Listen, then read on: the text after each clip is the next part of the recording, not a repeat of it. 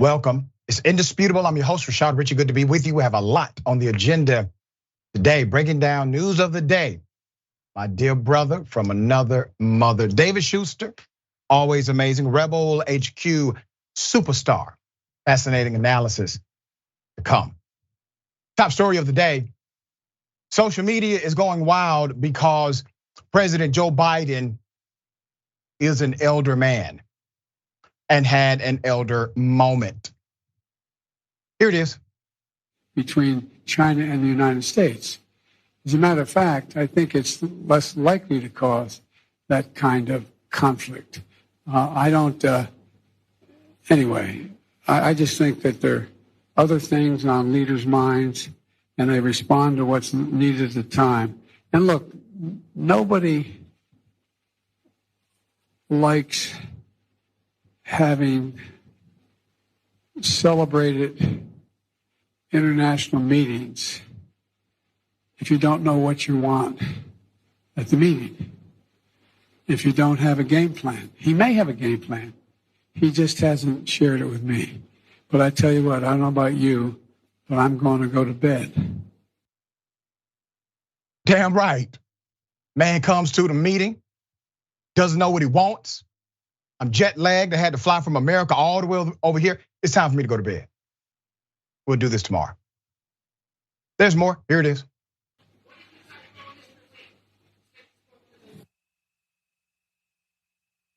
Yeah, we talked about at the conference overall. We talked about stability. We talked about making sure that the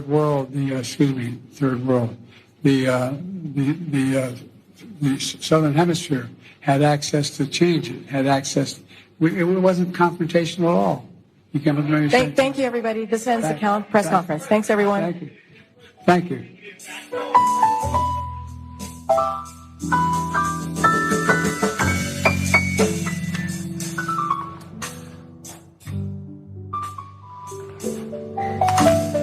I've raised it with every person I've met with. Thank you. President Biden walking off the stage there in Hanoi, Vietnam after a major international swing. He met. That's called an executive staff member. Now, why did the staff member stop the press conference? Why was the music on cue? Well, that's because of the advance team. The advance team goes before the president and says, if the president says something racist like third world nation, this is what needs to happen immediately. That staff member should have been the executive staff member for this politician.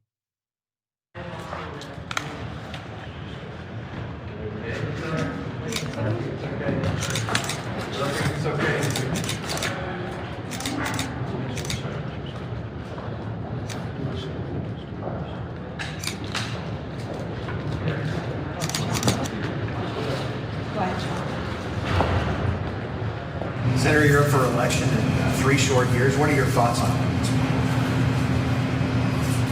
I'm sorry, I had a hard time hearing you. That's okay. What are your thoughts on running for re-election in 2026? What are my thoughts about what? Running for re-election in 2026.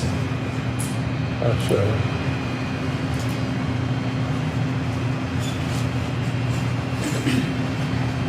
Did you hear the question, Senator? Running for re-election in 2026?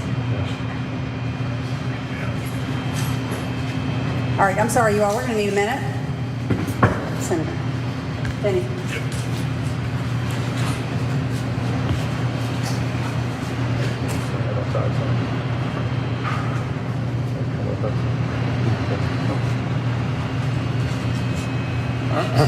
Okay.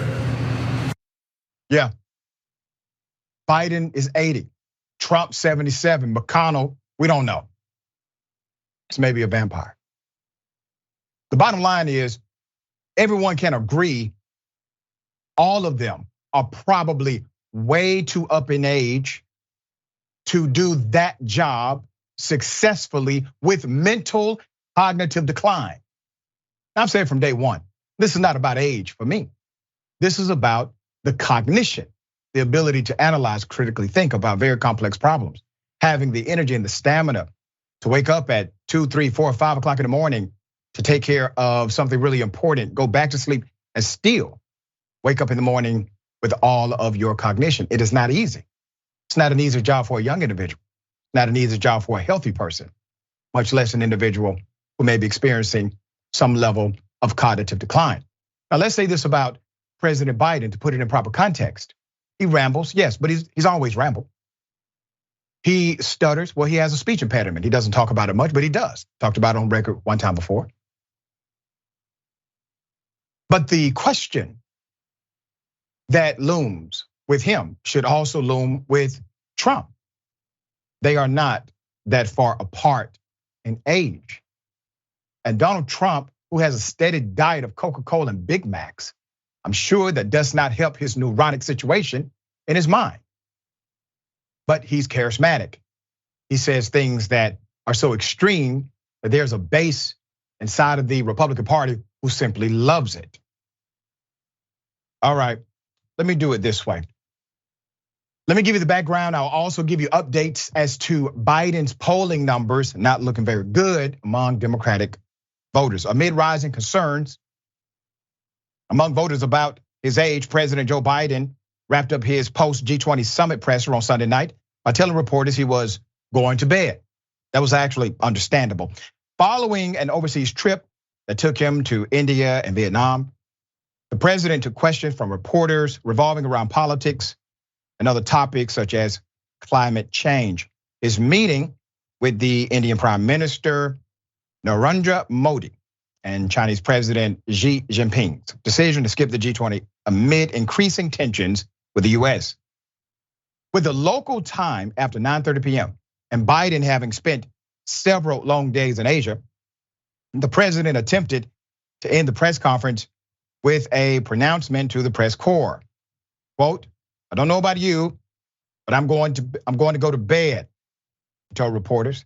To his credit, Biden quickly came back on stage and engaged with the press for another minute, but the Sleepy Joe narrative had already taken hold on Fox News. He was rambling, near incoherent at some points, and then ended the press conference saying he wanted to go to sleep. That is what one of the anchors said, McDowell, moments after the news conference concluded. That was not a proper contextualization, but it's Fox News. A majority of likely Democratic voters, this is the real news. A majority of likely Democratic voters said the party should nominate someone other than Joe Biden for president next year. That's according to a poll released on Thursday. 2/3 of Democratic and Democratic-leaning registered voters surveyed by CNN and SSRS from 25 to 31st of August said they would prefer someone other than Biden. Among those voters, 18% specified another candidate, but the overwhelming majority, 82%, said, quote, they just want to see someone besides the current president. Among declared Democratic candidates, however, Biden is seen as the best positioned, however, to beat the clear Republican favorite, Donald Trump, CNN said. Other contenders include Robert F. Kennedy Jr., an anti-vaccine conspiracy theorist and self-help author Marianne Williamson, whom we had on the show before. She also ran in 2020. Most observers say the US economy is strong and note legislative successes for Biden, including the passage of the ambitious infrastructure and domestic spending packages. Last year's midterms, messaging about Republican extremism, particularly on the abortion and voting rights issues, helped Democrats avoid the kind of heavy losses usually suffered by a president's party.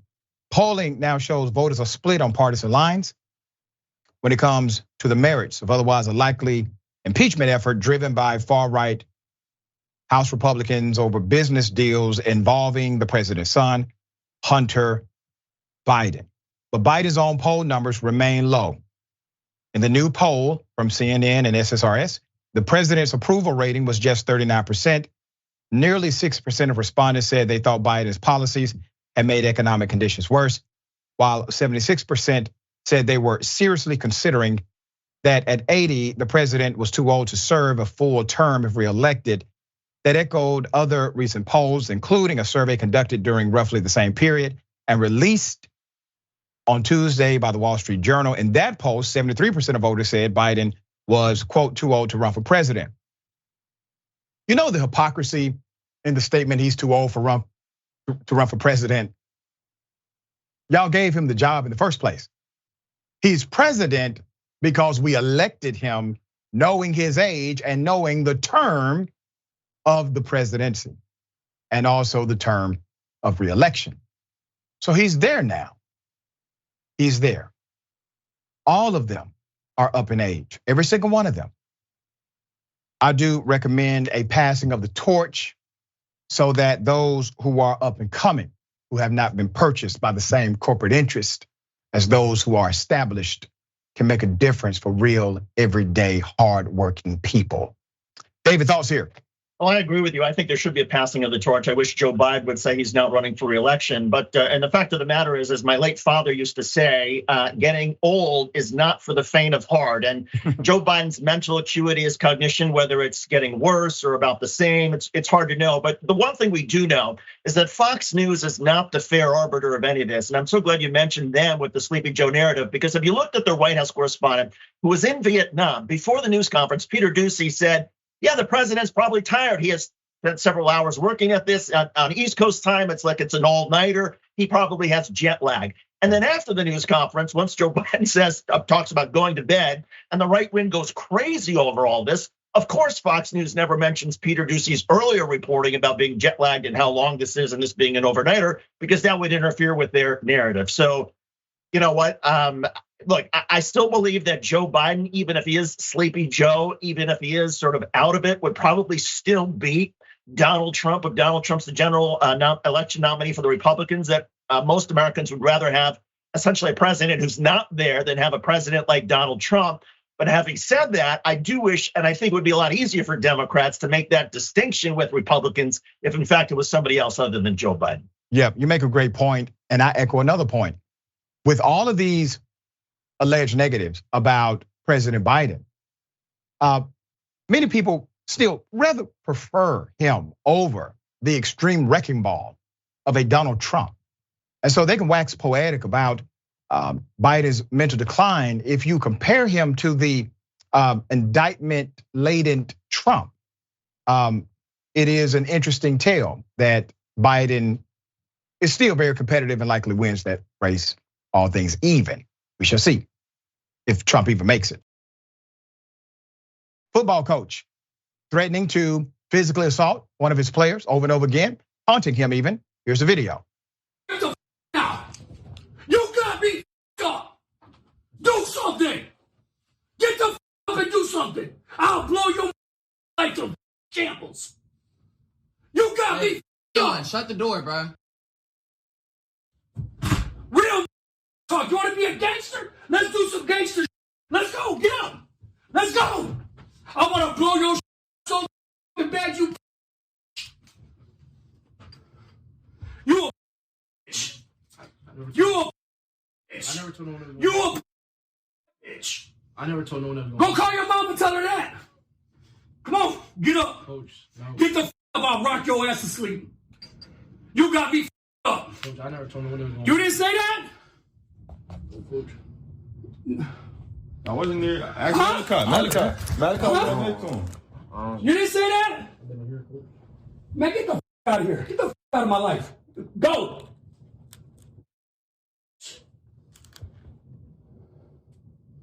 You got me up.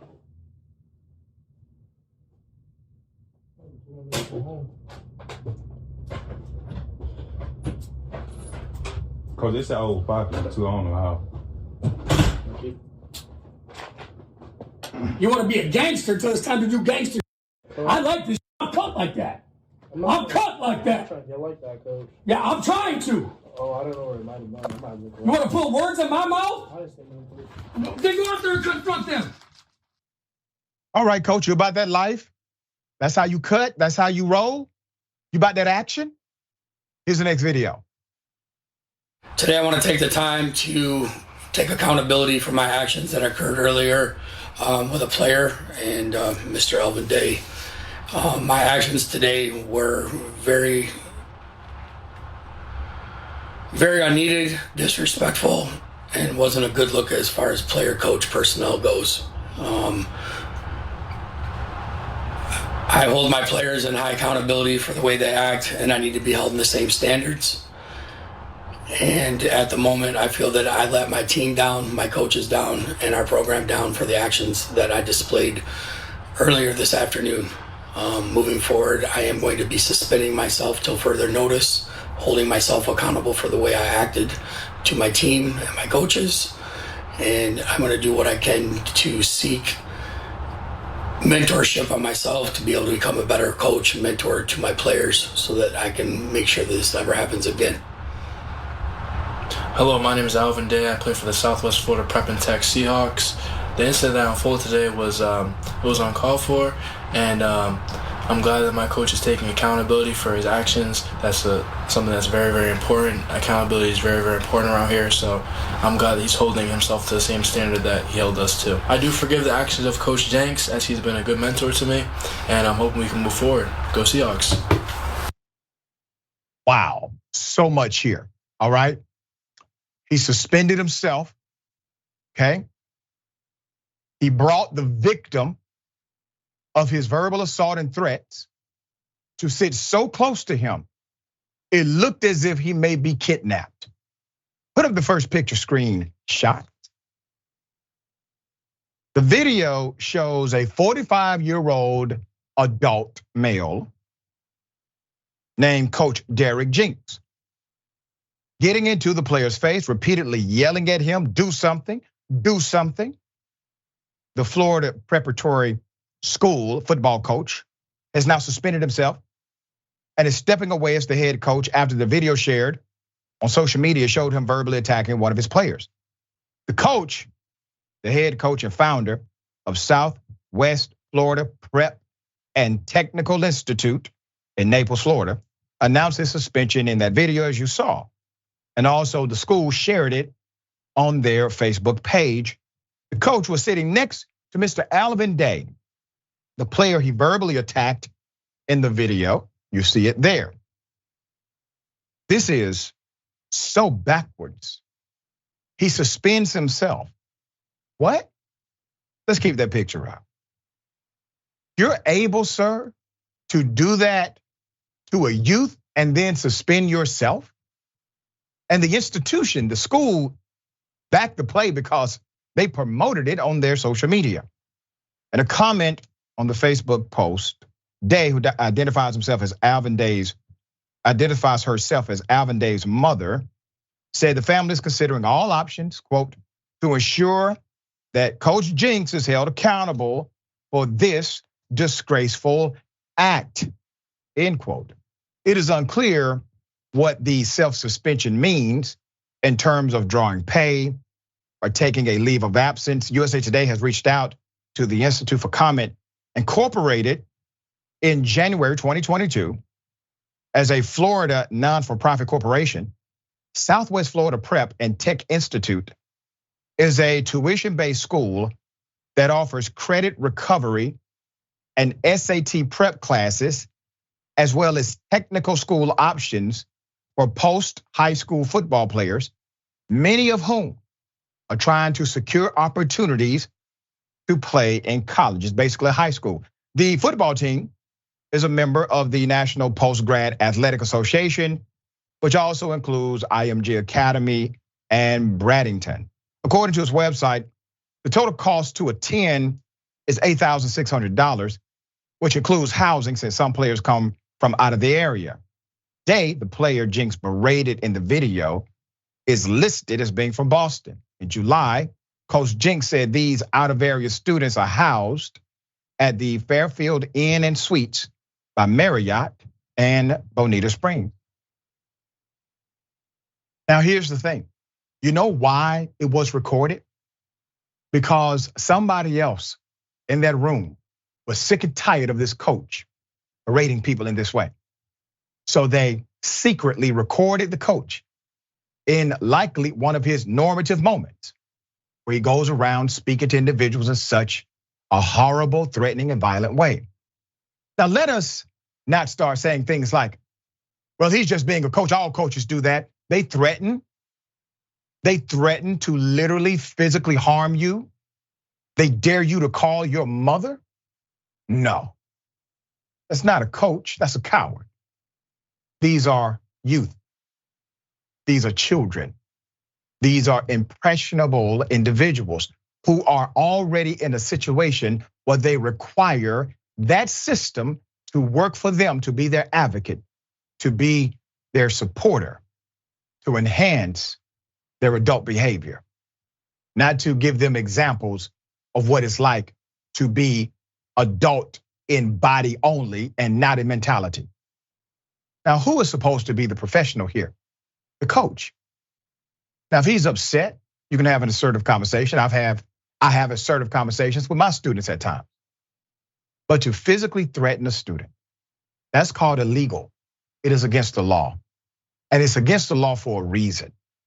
All right, it doesn't sound like the mother is happy about the explanation given her comment on record that we read. David, thoughts here? Oh, I'm very eager to see what the Institute does. If the Institute says, yes, we support the suspension, we would have suspended him ourselves. Good for the institution if they take that step. They should not have had the coach, though, make the first move. But let's be clear, football is a violent sport, but it's about controlled violence. And if you cannot control your violence within the parameters of the rules, you get yourself in trouble, you get your team in trouble, you might actually hurt somebody unnecessarily. If a coach is expecting controlled violence from his players, he has to have a certain amount of control. And yes, I agree that there are coaches who will get in their players' faces. We see it every Saturday and Sunday and Friday night in high school. Players will get chewed out by their coach, but there's a difference between chewing out a player and threatening him in the way that this coach did with this young man down in Florida. And I think if we can't see the distinction, then we're not being real about where football and coaching and mentorship is in the first place. That's right, so well said. And two things I wanna highlight. Number one, the power of example. The power of example. Young people, well, they don't always listen, but they're always learning. No matter what's happening, they are always learning based on your example primarily. Number two, what would have happened if this young man would have actually stood up? What would have happened if this young man was offended enough to simply stand up and say, Coach, you're gonna have to stop threatening my personal safety? What would have happened in that moment? An Army sergeant says he was choked by the same cop who shot an 11-year-old. Put it up, full mass. Hell of a story here. 2 federal lawsuits have now been filed against Greg Capers on the left, the Indianola, Mississippi police officer. We've covered in the past. He is accused of violating the rights of 2 Mississippi citizens. One, an active duty Army staff sergeant, and other, 11-year-old Adrian Murray, whom Capers shot after the preteen called 911 to save his mother. Remember that story? Put up the sergeant. His name is Kelvin Franklin. He claims that Officer Capers also violated him, stunned him with a taser, choked him, and pointed a gun at him while he was handcuffed on December 30th, 2022, right after Christmas. Franklin has since been deployed to Kuwait in May of 2023. He is now concerned the trauma he experienced from the incident will interfere with his work and jeopardize his 16-year military career. Keep him up for a minute.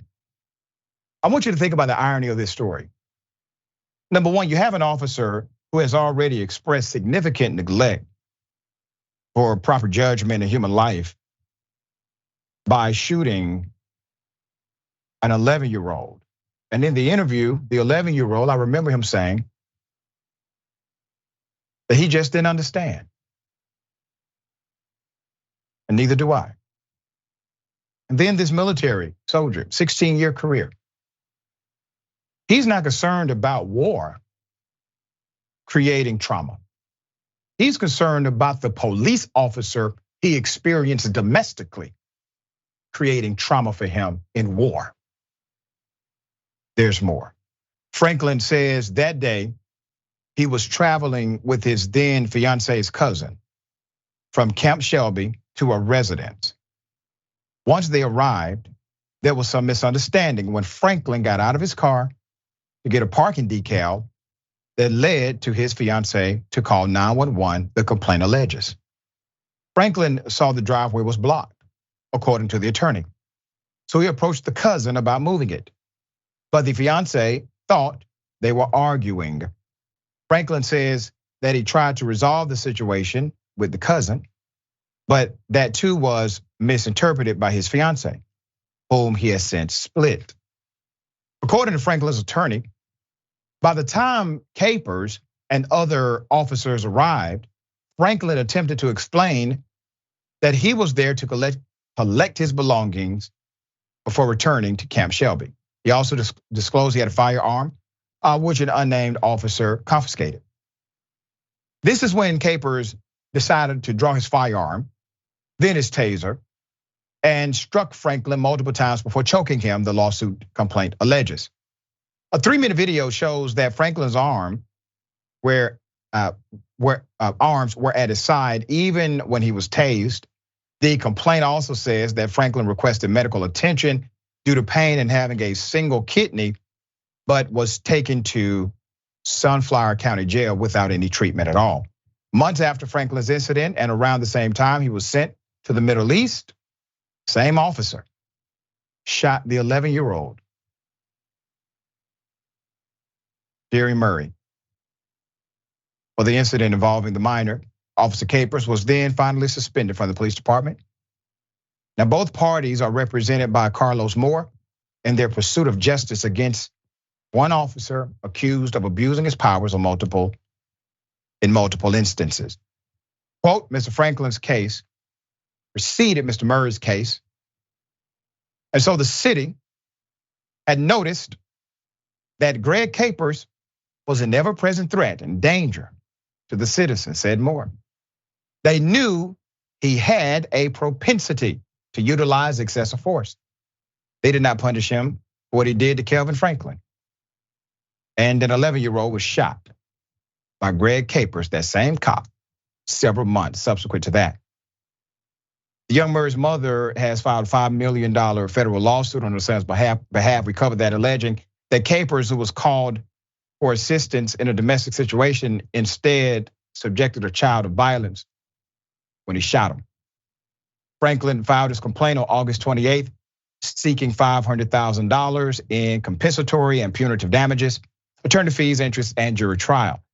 The lawsuit also names the city and the police chief, Sampson, and 5 unnamed officers. It asserts that Officer Capers' actions stem from the city and police chief's policies, that their failure to supervise and train officers on how to respond in high crisis situations. When you decide to keep a negligent employee on staff, that's called negligent retention. If they engage in problematic behavior that gets you sued in the future. If you hire someone and it is a clear case of, hey, this person is a threat to people, you hire them anyway, you can be under a negligent hire faction of the suit. But it comes down to caring about your local community. And this is why I encourage all jurisdictions, make sure you have an active citizens review board. A citizens review board with subpoena power, with real authority. You can make that happen in your local community. If you don't have one, get one. And if you do have one, engage with them. Because that becomes, that citizens review board, that becomes your civilian line of defense. These are people who are on the outside with powers on the inside. You need that as your advocate, because the suffering of the 11-year-old is likely never going to happen with proper discipline when the attack took place against the soldier, allegedly. All right, David, thoughts here? Look, these things never happen in a vacuum. And as you have pointed out repeatedly, and literally every incidence of a police officer using excessive violence, there are patterns of behavior that we see over and over. It may have been the first time that he actually used excessive force, although he probably has threatened excessive force first, obviously with this military sergeant. And then again, he shoots the 11-year-old. But I guarantee that if we went back and talked to many of his colleagues years ago, they would have probably said the same thing. This is a guy who is a loose cannon waiting to erupt. And if you have loose cannons in your department, the chances that they are going to erupt, those go up, and tends to erupt and erupt again until somebody puts a stop to it. So I wish there was some mechanism, whether it's citizen review boards, whether it's police had more authority to weed out the cops who show these dangerous patterns, because sooner or later it catches up with them and it catches up with their community. That's right, and ultimately all of it catches up with the taxpayer, because the taxpayer will foot the bill and de facto defund the police department. One more. Some more. Do some more. How much more? Is that it? One more? I must confess, I was rooting for the Karen in this one. I know. I know. I've had my battles with the boot police here in Atlanta, Georgia. When I found out what the law actually says, because the boot police, they don't have any real authority in Atlanta, and the only crime you can commit is if you destroy their property while trying to get a boot off their car. That's it. It's a destruction of property charge, possibly. It costs roughly $50 to $75 typically to get the boot off of your car. My homeboy from Glenwood Road would do it for $25. No damage whatsoever. Oh, I'm being 100% serious. That's the rule in Atlanta. No damage to the boot, no issue.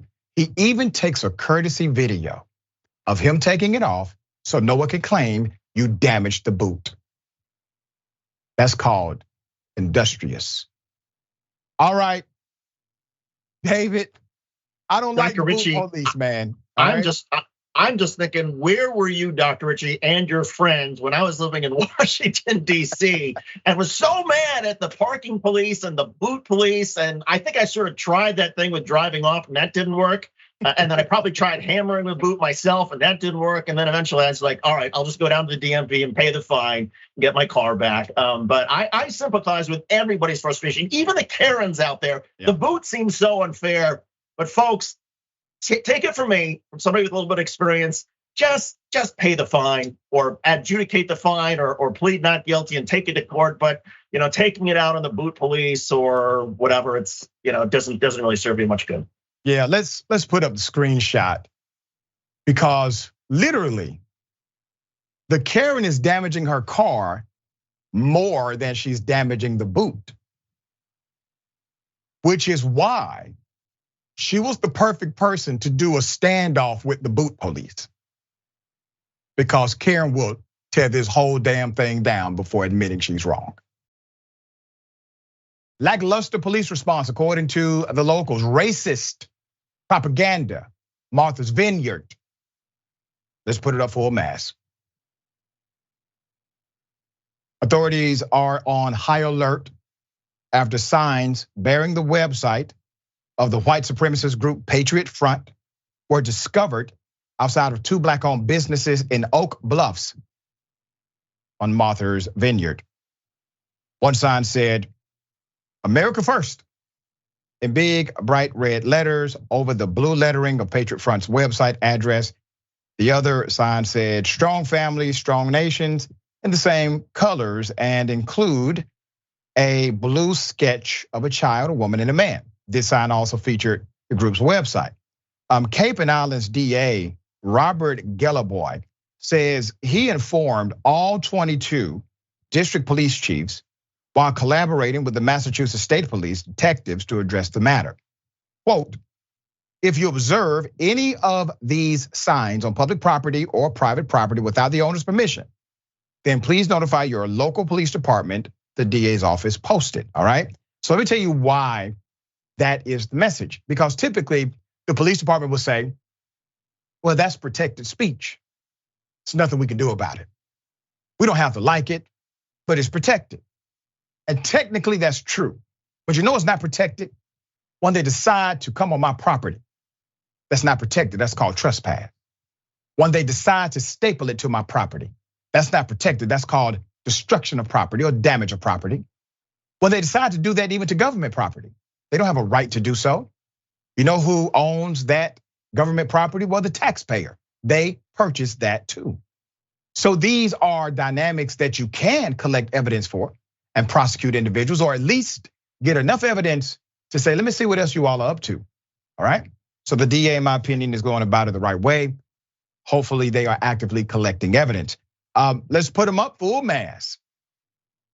Texas native Thomas Russo was previously part of the white nationalist group, Vanguard America, before forming Patriot Front,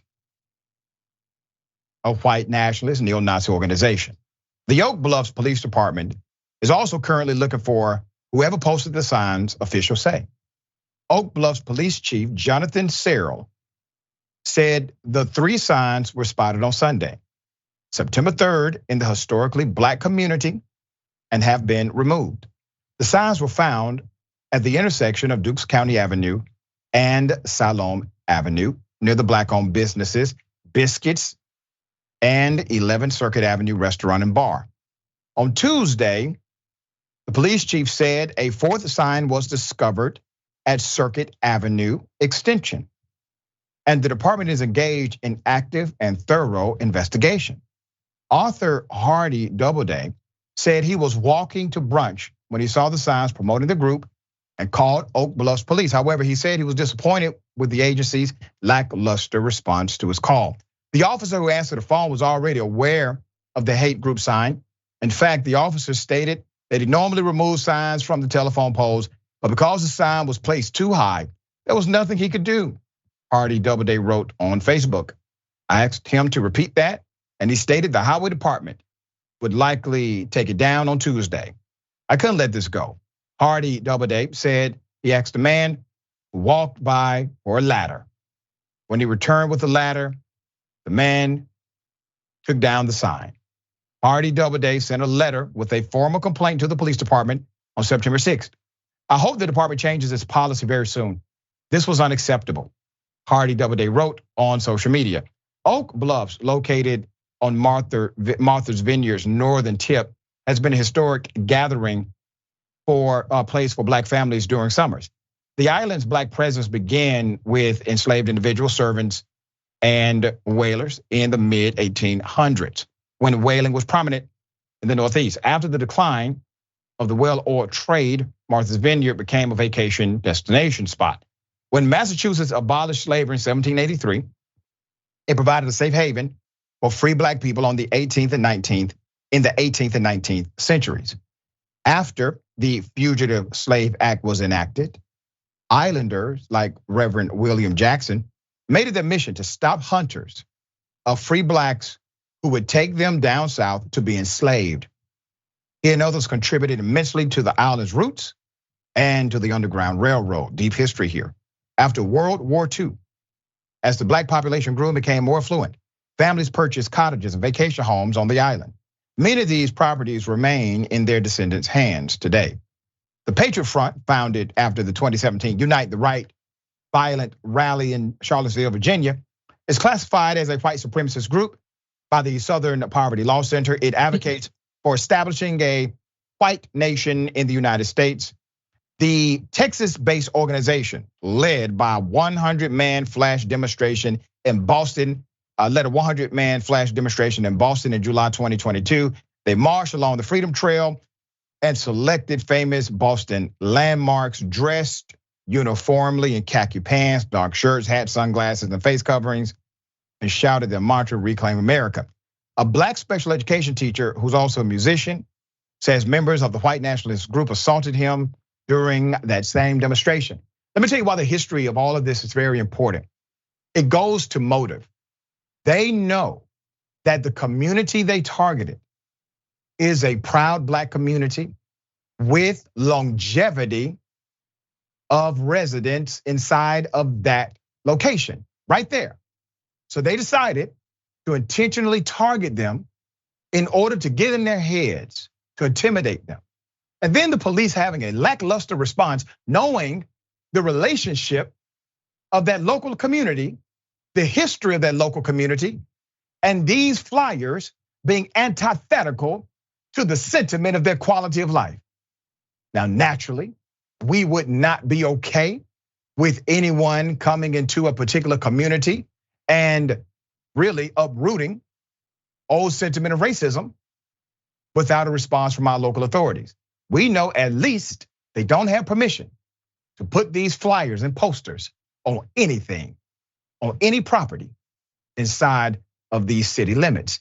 That is an enforceable dynamic that should have been taken care of immediately for that community. David, thoughts here? I wonder if the police response would have been so lackluster had it been a sign or poster put high up on those poles that said "F the police." I have a feeling they would have scrambled to remove that.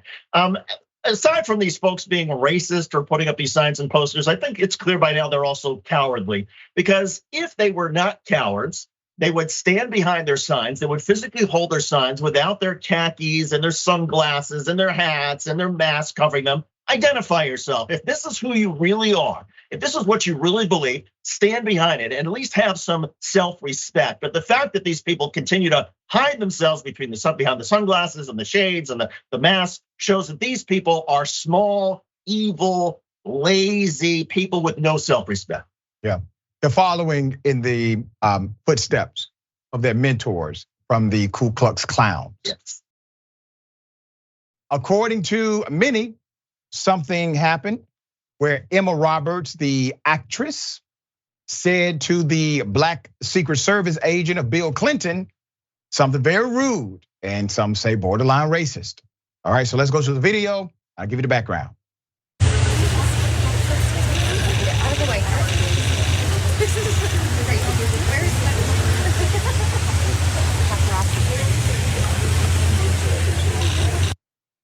I mean, she ran out of there like Bill Clinton said something to her. Put up the picture full mask. There's no telling what Bill said. Actress Emma Roberts is facing fierce backlash after rushing out of a bookstore in the Hamptons and allegedly snapping at the Black Secret Service agent who was with the former president Bill Clinton last weekend. While trying to avoid an onslaught of paparazzi, after getting caught in the same location as Clinton, viral video footage captured Roberts saying something, according to fans on social media, that was obnoxious, rude, and borderline racist. In a clip, which was originally captured by photographer Elder Ordonez, the American Horror Story actress can be heard mumbling, "Get out of the way," end quote. Many believe the former star of Nickelodeon's Unfabulous had a commanding yet dismissive tone. Roberts comes rushing out of the door, clutching to beverages while dressed in a black tank top and leopard print biker shorts. Near the door stands a reportedly plainclothes Secret Service agent who wore a pair of gray jeans, khaki polo shirt, and a khaki baseball cap, which the fans, considering his dress, made the statement as a command more damning.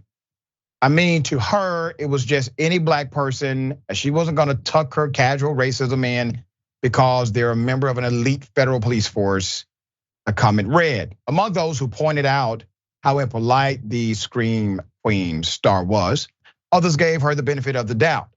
In the comment section, one commenter said, "I think she meant she was getting out of the way because she knew they were taking pics of Clinton and didn't want to be in the shot. Hence the reason she laughed and said, 'This is ridiculous.'"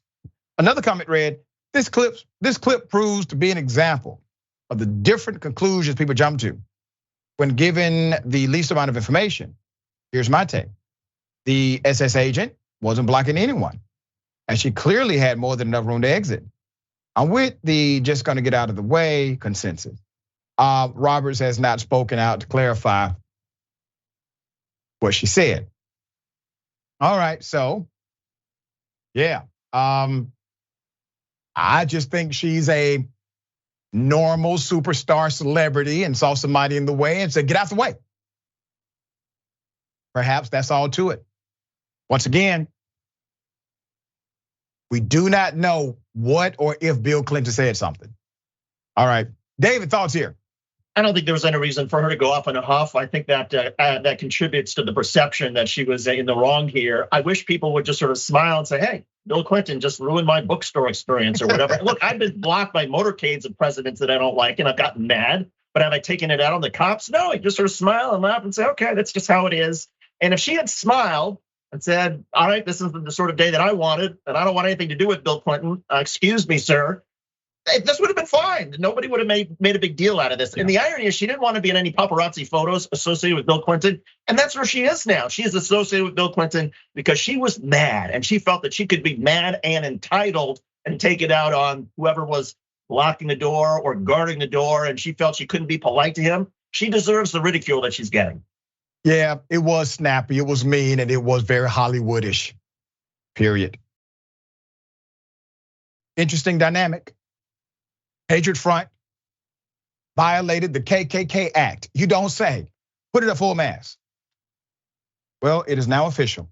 Patriot Front has been accused of violating the Ku Klux Klan Act. The North Dakota Human Rights Coalition and the Immigrant Development Center are behind the civil rights suit that alleges the group, Patriot Front, vandalized several storefronts and businesses with their logo and other graffiti to racially intimidate the market's shopkeepers. The nonprofits are seeking attorney fees, a jury trial, and damages of an amount to be determined at trial. This is how you do it. The suit says that the group, 2 of its leaders and 10 others, spray painted Patriot Front logos and designs last year at an indoor market area called the International Market Plaza that contains restaurants, shops, grocery stores, and an after-school program that is owned and operated by people of color and immigrants from Africa, Middle Eastern, and Latin American nations.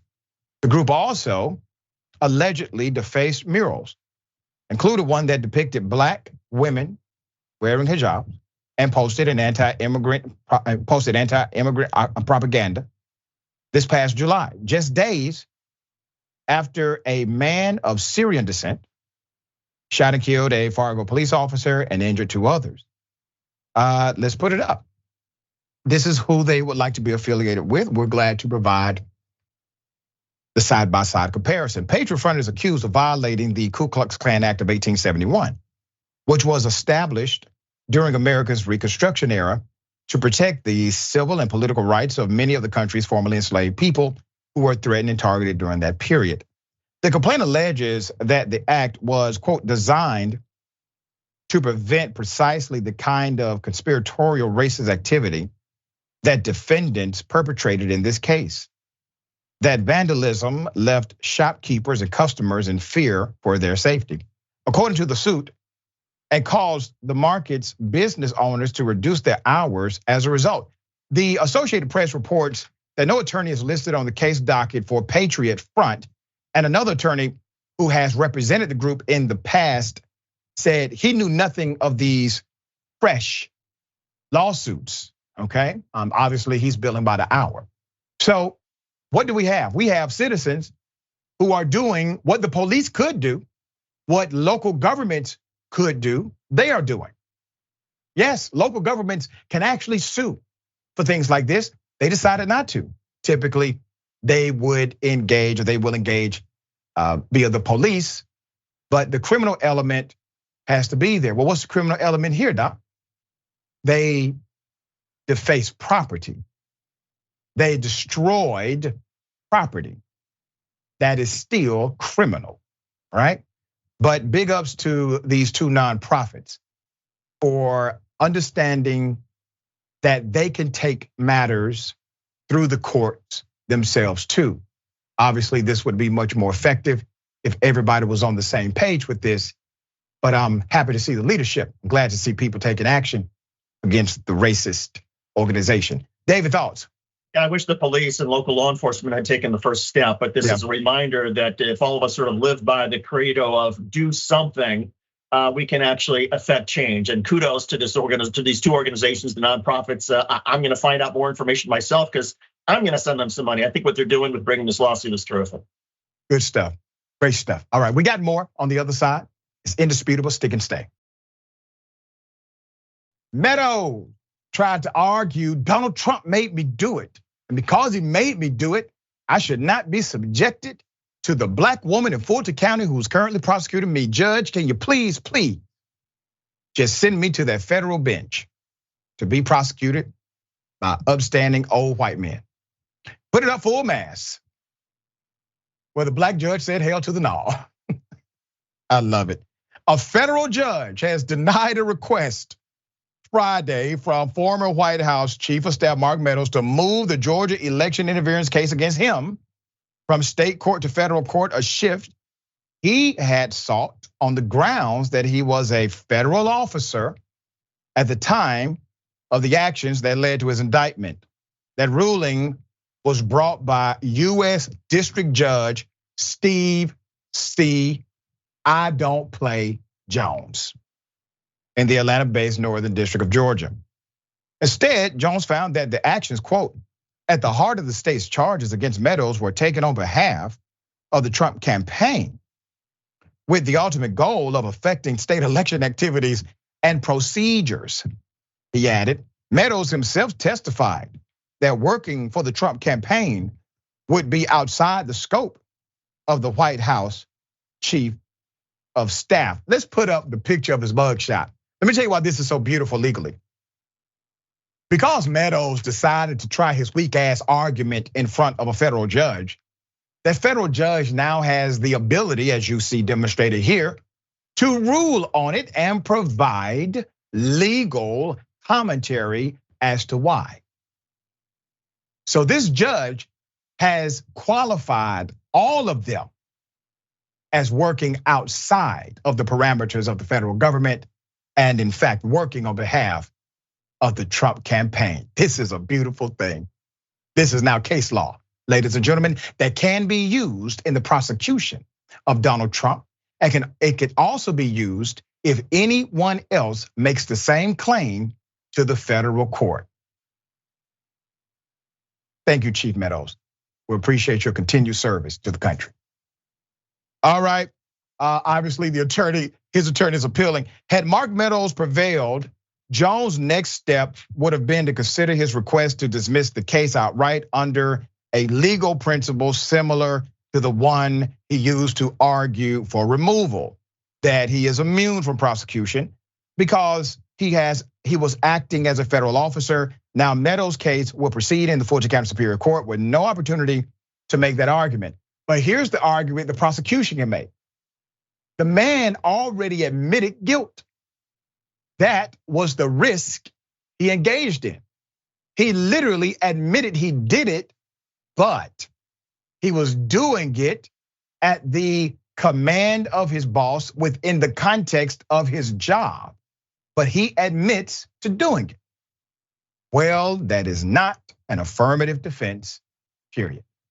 But it is an affirmative way the Fulton County DA is gonna take his ass down. At the heart of the federal removal question is whether Meadows' actions that led to the criminal charges were taken within the scope of his duties as a federal officer. Jones ruled that while some of Meadows' actions that were described in the indictment met that standard, such as managing the president's schedule and attending meetings, others did not, including the broader charge that he participated in the racketeering conspiracy to overturn the election. As a senior official in the executive branch, Meadows cannot have acted in his role as a federal officer with respect to any efforts to influence, interfere with, disrupt, oversee, or change state elections, Jones wrote. Those activities are expressly delegated to the states.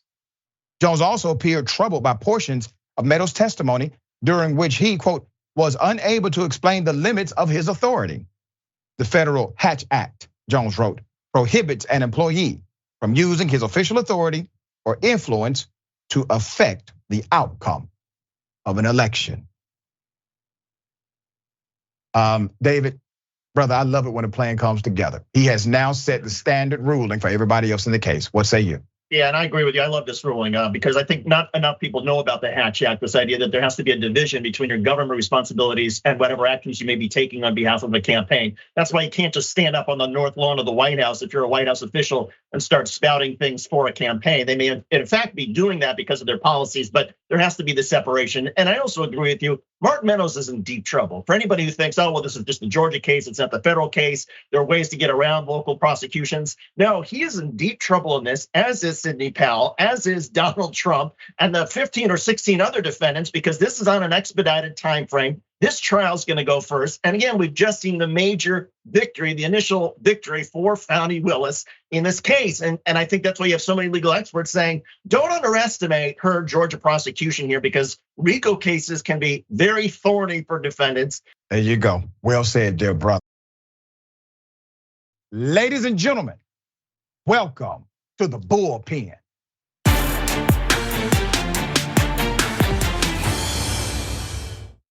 So I'm looking at this Atlanta City report from the HR department on why you guys decided, one, to investigate my mom for a video that I made, and two, to go on ahead and fire my mom for a video that I made.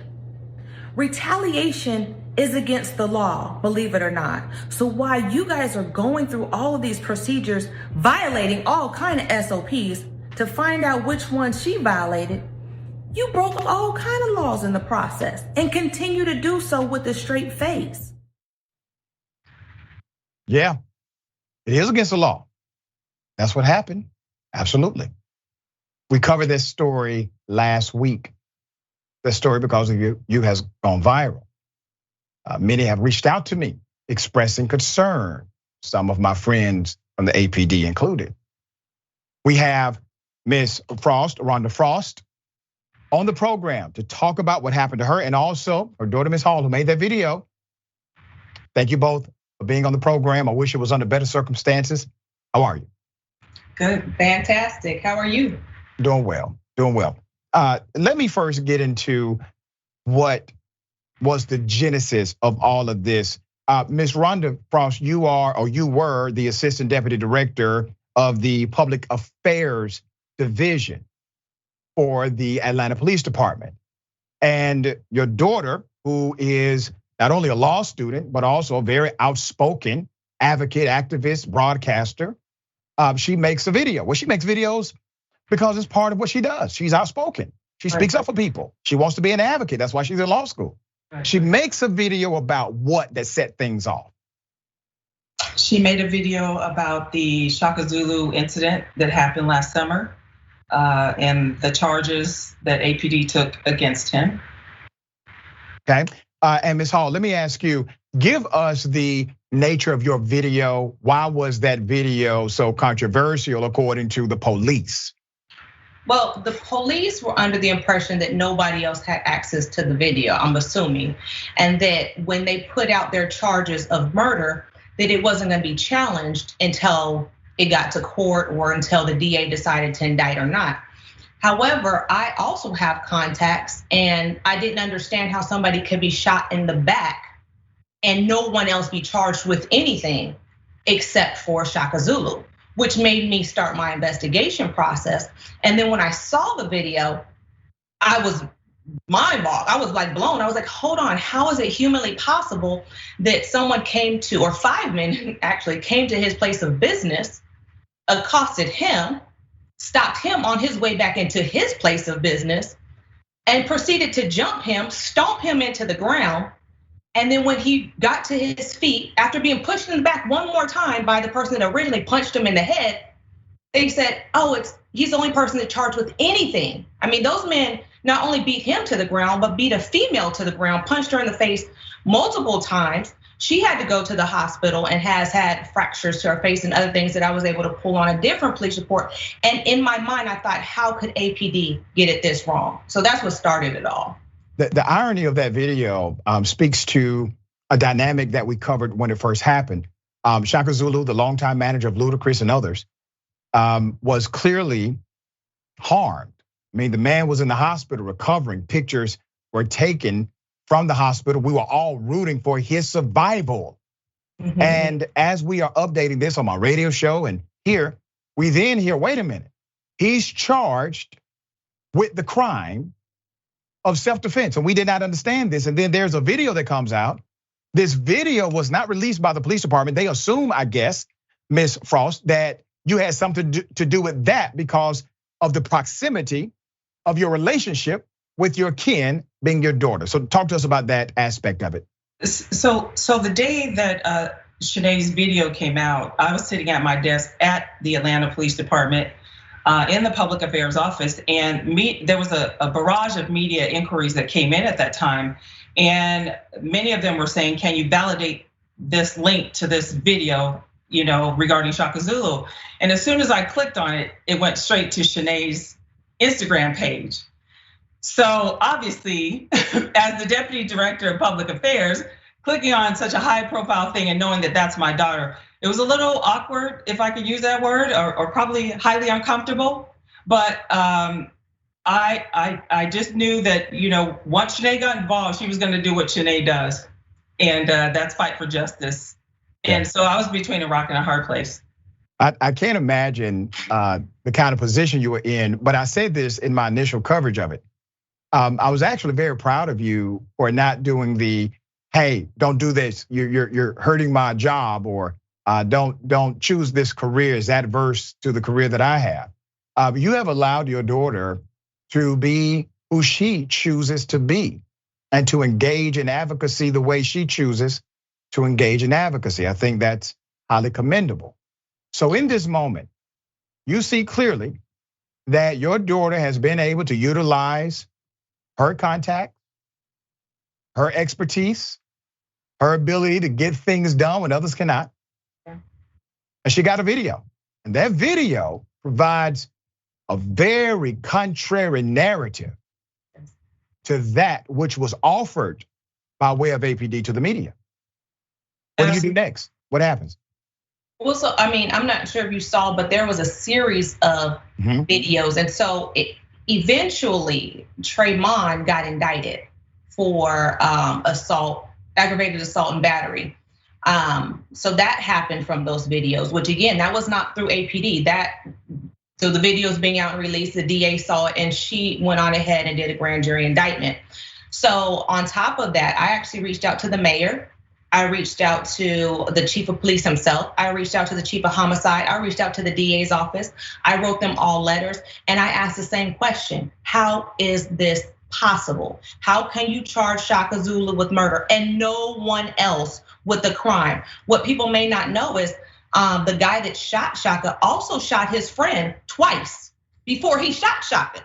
So I'm like, wait, isn't that not reckless endangerment? Is that not any other crime? He literally shot him in the arm and on the side.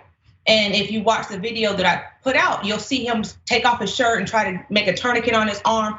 And then he eventually took himself to Piedmont Hospital. But again, I'm looking at all of this information and I'm saying, how is this possible? But what I want people to understand, because I know some comments were like, oh, you need to know your place. Your mom is in the government. You have to respect that.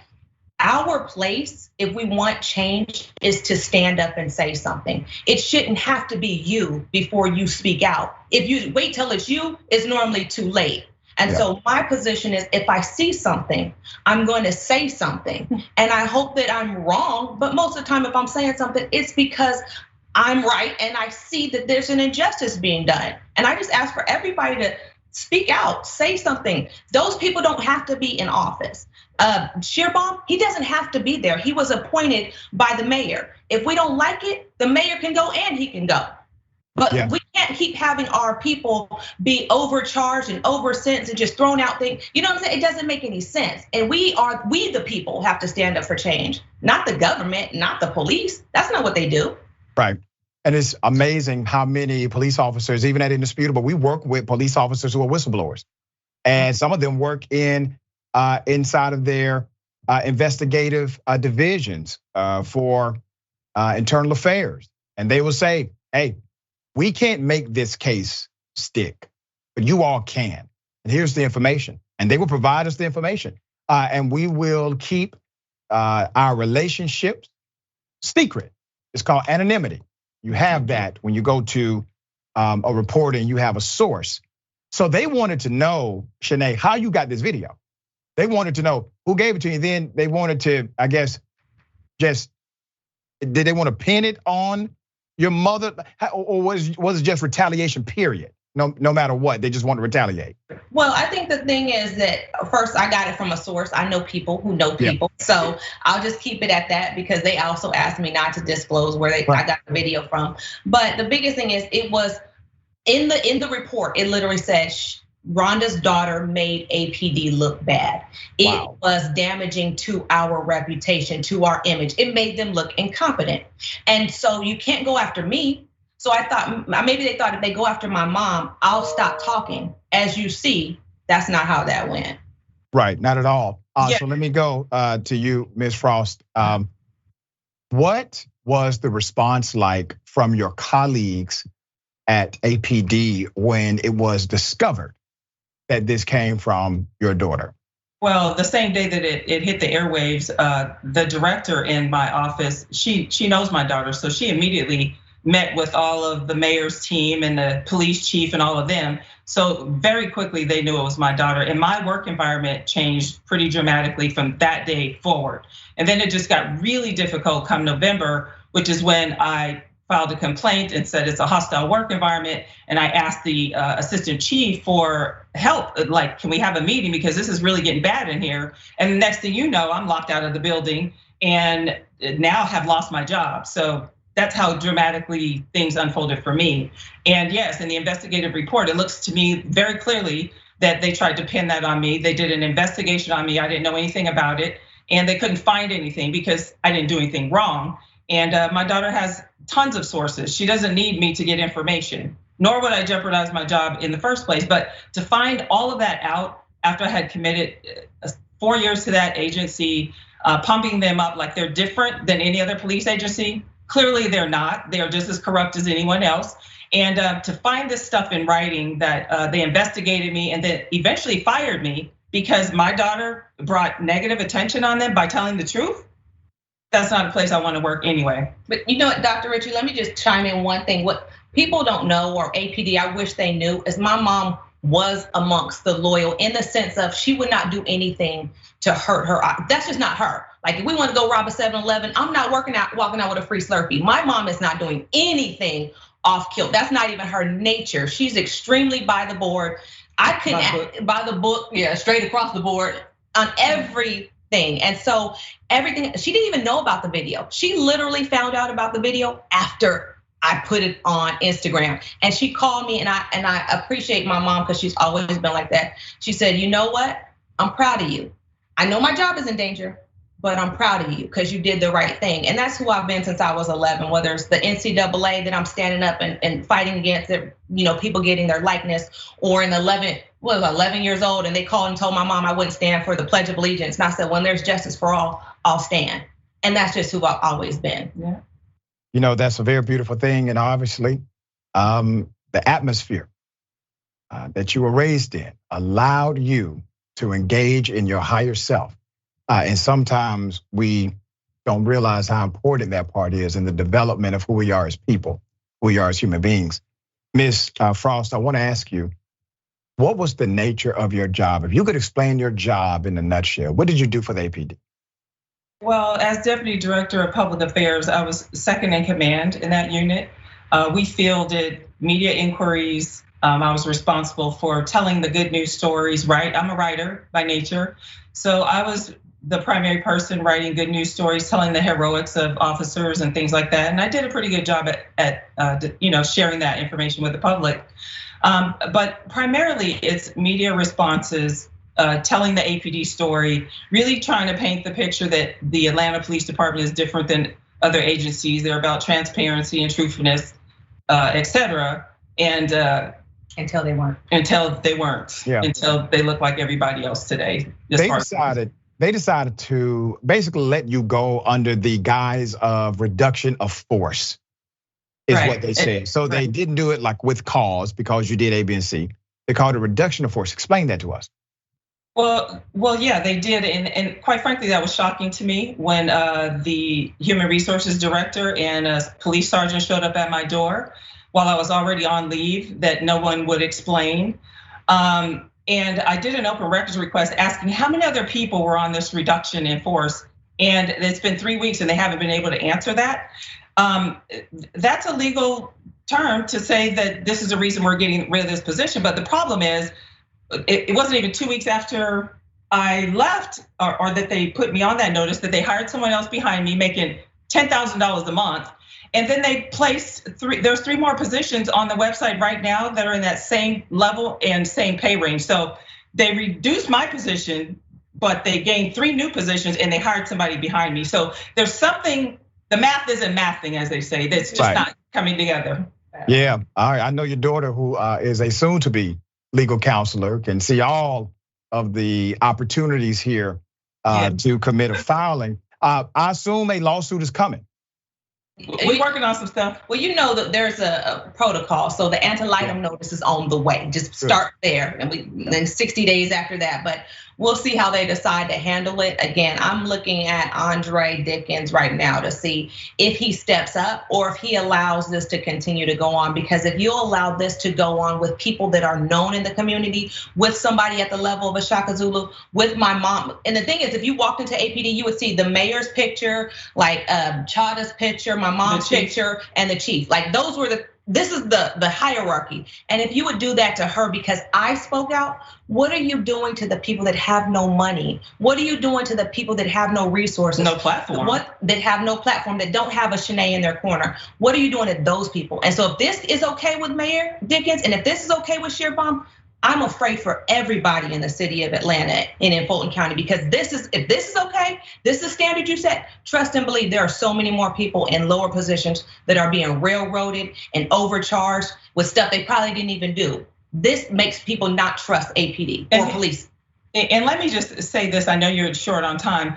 When I was going through this last 8 months of being on leave where I didn't understand what was going on, before I got my hands on the investigative report, I wrote the mayor's office in his top 3 or 4 people. I wrote the HR commissioner, who's an employment lawyer. I wrote so many emails, and my paper trail is so strong, and nobody intervened. Nobody said anything. It's almost like they were all under the same direction, that this is going to happen no matter whether it's right or wrong, and nobody can do anything about it. It was the most disheartening experience that I've ever had in my life.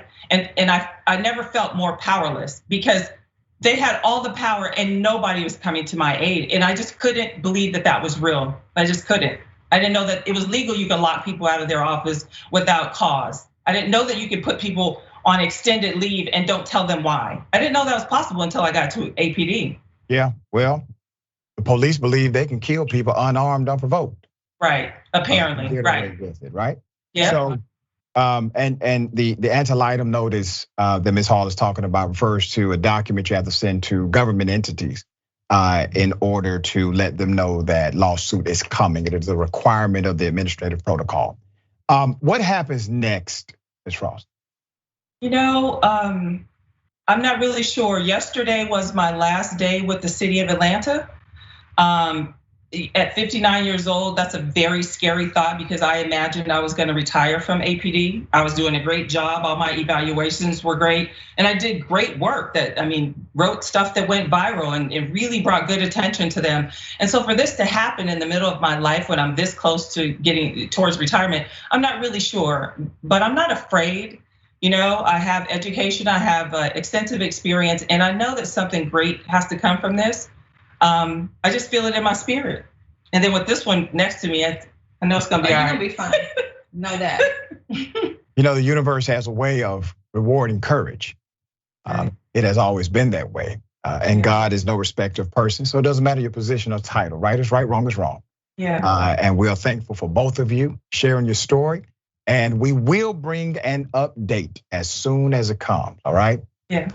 Thank you so much, Dr. Richey. I appreciate you. I appreciate you, because there hasn't been a lot of people, and I know a lot of people, I was in media for a long time, that stood up and took this opportunity to get this story told like you did. So for you to be a Black man and for you to hear this story and step out and say, I'm gonna be the one to talk about it, I appreciate you as well. We appreciate you. Well, thank you all. You know, iron sharpens iron. Thank you very much for everything you do. Thank you so much. Take care. All right, we will bring you an update, okay? All right. Remember, take care of yourself, take care of each other, take care of the planet. Remember, the truth is always indisputable.